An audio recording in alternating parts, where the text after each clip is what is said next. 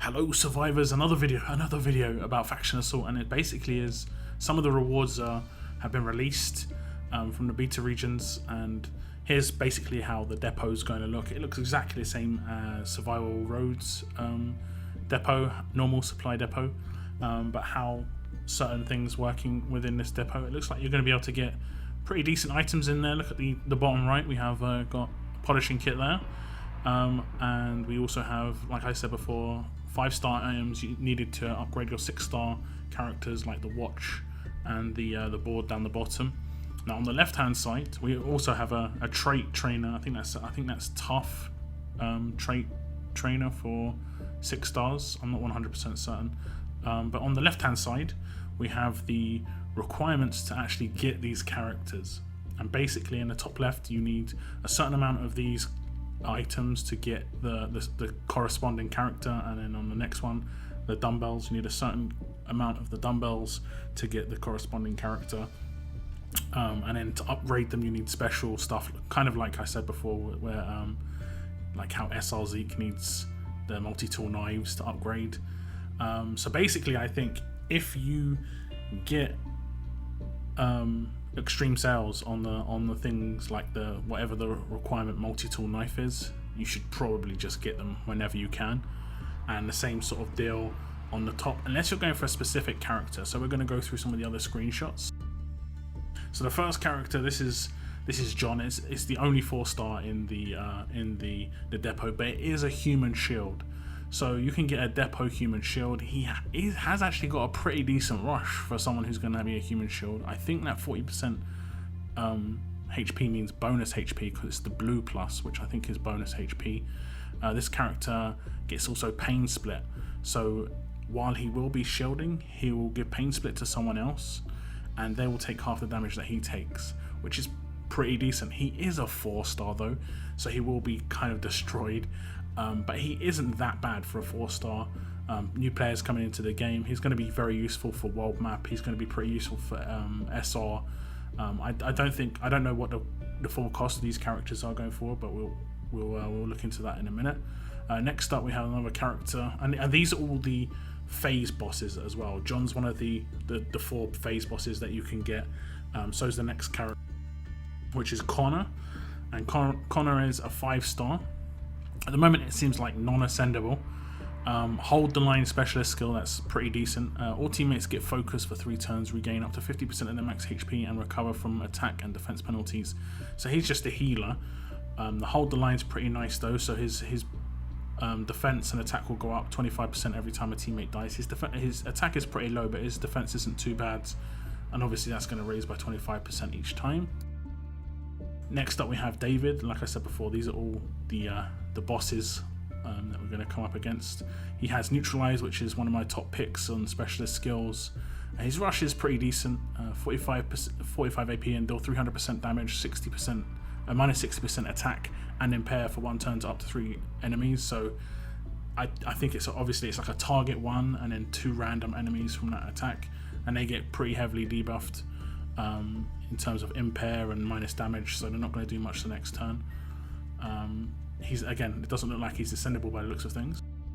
And lastly, for the 5 stars, we have Tara, who is probably the best in terms of leader skill. All alert teammates get 30% attack and a very large bonus to AP when attacking. That's pretty nice. And Adrenaline Rush is deal 425% damage and minus 45 defense for 1 turn to a line of enemies. So basically whoever she attacks in the line really will get annihilated by the rest of your team. Now there is one 6-star available, and I'm not 100% sure if you can get it but via getting the 5-star Tara and then ascending her. It is 6-star Tara, and it's very similar to the 5-star, so maybe you can. In terms of, it's a line damage attack, it's slightly higher AP. So it's a line damage attack, it does debuff their defense, and it does quite a lot of damage. The leader skill is identical, just buffed up slightly. All alert teammates get 40% attack instead of 30, and now a huge bonus to AP when attacking instead of a very large. And huge bonus to AP when attacking.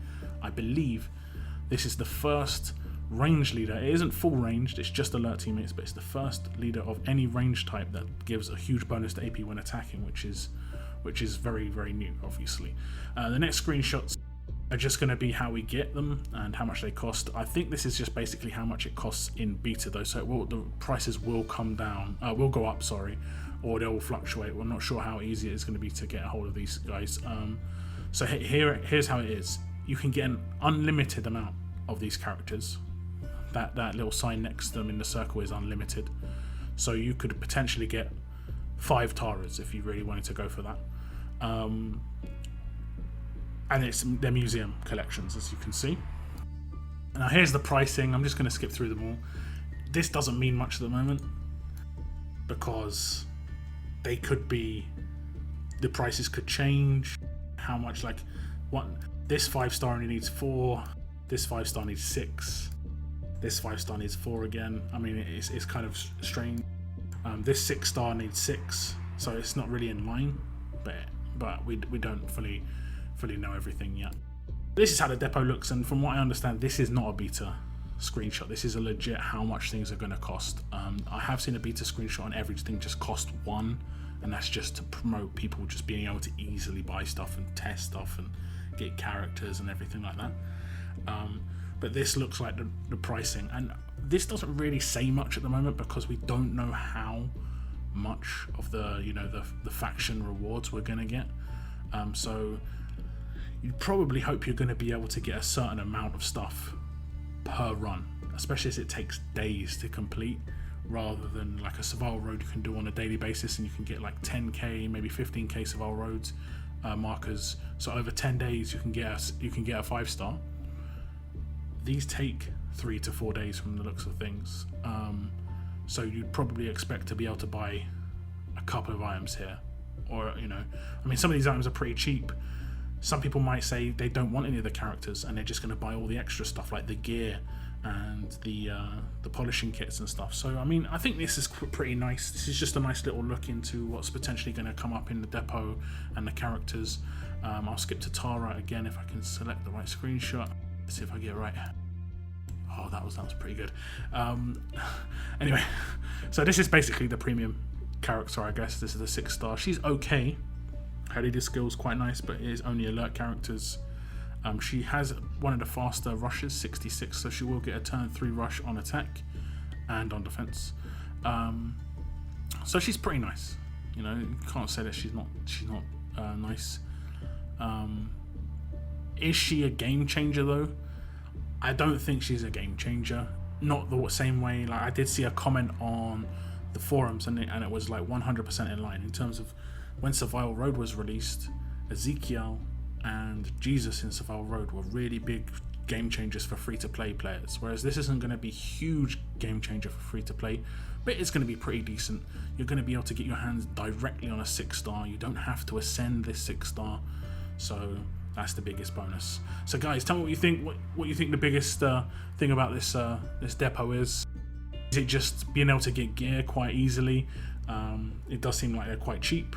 Or are you looking to maybe get some of those 5-stars and 6-stars? Try and get a couple of extra characters that you haven't got. Just give me your thoughts. Thank you very much for tuning in. Keep on surviving. Keep on surviving.